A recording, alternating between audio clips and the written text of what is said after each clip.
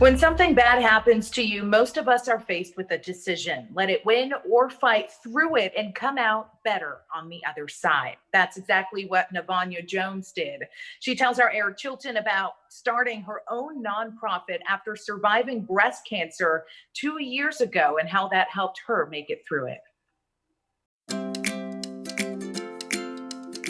Well, my first question has to be, how did you come up with the idea to do this? I know you are a cancer survivor yourself, so how did this idea come around? Well, I was diagnosed with breast cancer myself back in 2018.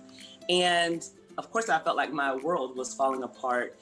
And I was looking for something to help me cope with anxiety without taking something medicinally. And I started planting as a result of that.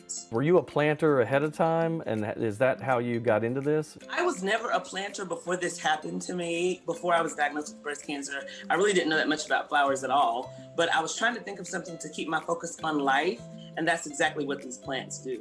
So with the pink planter, the whole premise behind it is to encourage women to focus on something other than their current situation, such as the plants. It is such a cool idea, I guess. So your takeaway from this, when you talk to people that you've helped, what do they say about this? How does this help them? So imagine this: if you are a breast cancer patient or survivor, usually money is really tight.